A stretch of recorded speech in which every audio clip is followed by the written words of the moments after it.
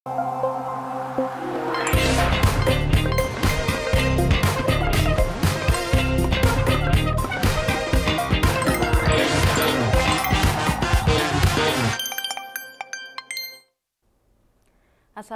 warahmatullahi wabarakatuh. Selamat pagi adik-adik siswa-siswi SMA se-Sulawesi Selatan.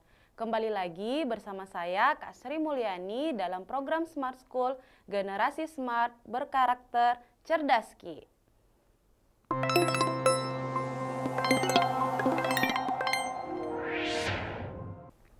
Oke, baik adik-adik, kita lanjut. Untuk hari ini kita akan membahas soal terkait pengetahuan kuantitatif khusus materi statistika data tunggal.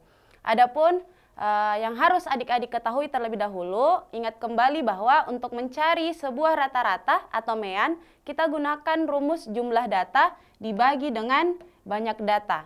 Adapun untuk median yaitu data tengah, ingat untuk syaratnya adik-adik. Untuk mencari median, data terlebih dahulu harus diurutkan dari yang terkecil ke data yang terbesar. Lalu untuk modus adalah nilai atau data yang paling sering muncul atau yang memiliki frekuensi terbanyak.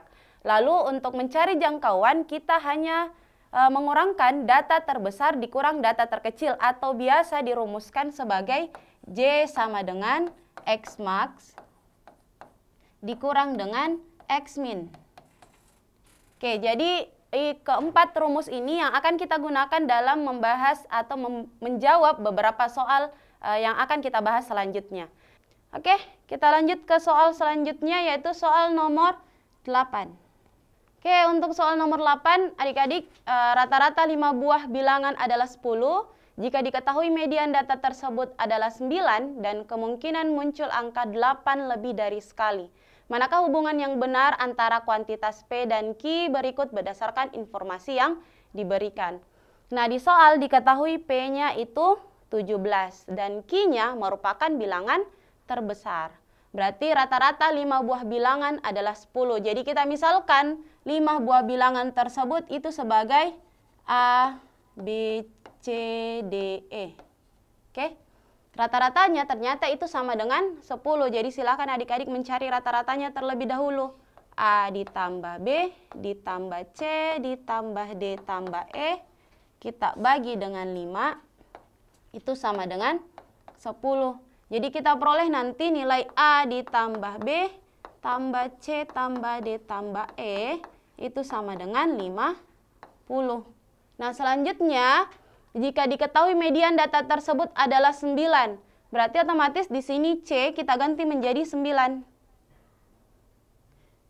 Bilangan C ini kita ganti menjadi angka 9. Lalu dia bilang lagi kemungkinan muncul angka 8 lebih dari sekali.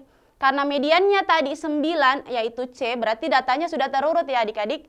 Jadi ketika angka 8 mau dimasukkan, otomatis dia berada di depan angka 9. Berarti kemungkinannya kalau bukan A di B. Tapi diketahui di soal bahwa angka 8 muncul lebih dari sekali, otomatis A dan B itu merupakan 8. Jadi adik-adik silakan menjumlahkan 8 tambah 8 tambah 9, adik-adik akan peroleh 25. Ditambah D ditambah E sama dengan 50. Masing-masing ruas kita kurangkan dengan 25 sehingga diperoleh D tambah E sama dengan 50 dikurang 25. Jadi D tambah E itu sama dengan 25. Nah, di soal ditanyakan bilangan terbesar. Bilangan terbesar berarti yang ditanyakan nilai E-nya. Oke? Kalau yang ditanyakan nilai E-nya, silahkan adik-adik mencari kemungkinan nilai terbesar itu berapa.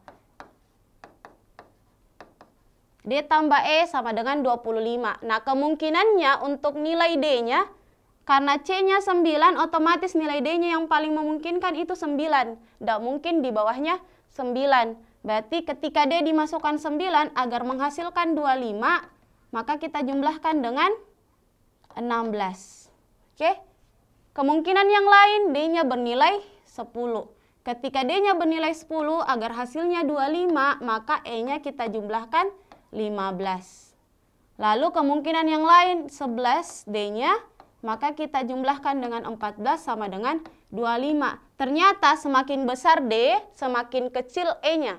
Berarti otomatis kemungkinan jawaban E terbesar itu adalah 16.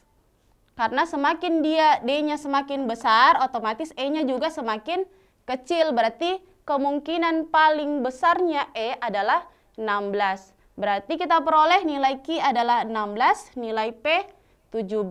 Maka untuk soal nomor 8, P lebih besar daripada Q.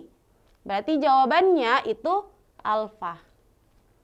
Begitu ya adik-adik untuk soal nomor 8. Semoga adik-adik paham dengan penjelasan kakak. Silahkan men-screenshot jawaban untuk soal nomor 8 sebelum kita lanjut membahas soal nomor 9.